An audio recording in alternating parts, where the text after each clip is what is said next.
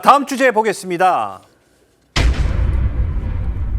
전 펜싱 국가대표 남현희 씨의 재혼 상대였던 이 전청조에 대한 1심 선고가 잠시 뒤 또 나옵니다. 전청조는 재벌 3세 행사를 하며 30억 원대 투자금을 빼돌린 혐의로 재판에 넘겨졌는데요. 전청조의 1심 선고 이미 한 차례 연기됐다가 오늘 내려지게 된 거죠? 네, 그렇습니다. 당초 전 씨의 1심 선고는요, 지난 8일에 열릴 계획이었습니다. 그런데 전 씨와 함께 재판에 넘겨졌던 그 경호실장 이 씨에 대한 이 추가 신문이 필요하다면서 한 차례 연기가 됐습니다.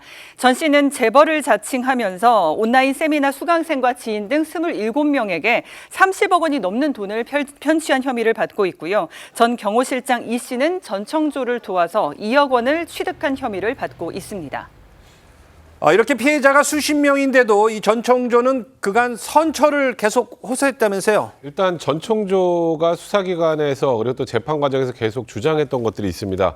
일단 나 다 자백했다. 그리고 두 번째, 그 범죄를 통해서 얻은 이익은 내가 가진 게 아니라 전부 남현이가 가지고 있다. 그리고 남현이에 대한 수사를 하는데 내가 적극적으로 협조하고 있다. 그러니까 다른 본인이 주장하는 공범의 수사에도 적극적으로 협조하고 있다는 건데 사실 아직까지 뭐 남현희 씨에 대해서 혐의가 있는지 여부도 아직 확인되지 않은 상황이고요. 이제 그러다 보니까 일단 그 부분에 대해서 이제 수사기관도 좀 의구심을 갖고 있는 것 같고, 두 번째, 이제 피해자들이 굉장히 많고 피해가 굉장히 크잖아요. 그러면 이에 대한 피해 회복을 과연 어떻게 할 것이냐. 근데 자기는 지금 현재 돈이 없다고 하니 뭐 얼마 전에 기사가 나왔던 것처럼 본인이 옥중에서 책을 써서 그 인세를 가지고 피해 회복을 하겠다라는데 사실상 현실성이 그렇게 높아 보이지 않죠.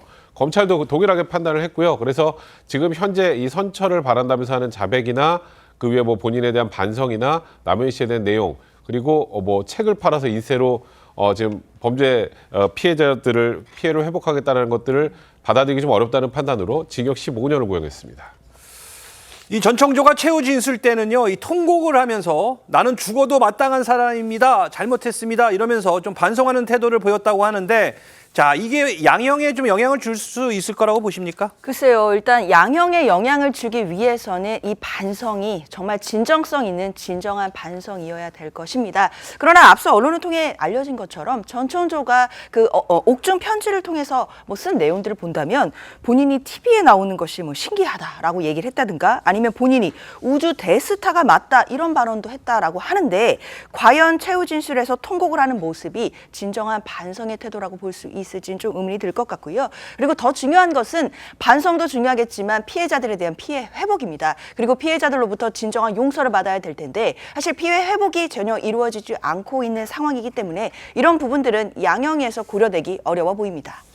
알겠습니다. 자, 한편 이 전청조와 연인이었던 이 남현희 씨는 이 사기 공모 혐의에 대해서 지금 전면 부인하고 있는 상황인데, 자, 경찰 수사 또 어떻게 진행되고 있나요? 그렇습니다. 오늘 경찰 정례 브리핑에서 뭐라고 했냐면 남현희 씨 같은 경우에는 계속 수사하고 있는데요. 조만간 종결될 것 같다. 가급적 수사를 빨리 할 것이라고 말했는데 전 씨와 공모 의혹을 받는 남현희 씨 같은 경우에는 서울 송파 경찰서에서 조사를 하고 있는데 원래 경찰에서는 조사를 끝난 다음에 1월 달에 결론을 내려고 했는데 아마 이게 이제 조사가 마무리가 안 됐기 때문에 좀 시간이 걸릴 것 같은데 조금 더 기다려봐야 될 것 같습니다.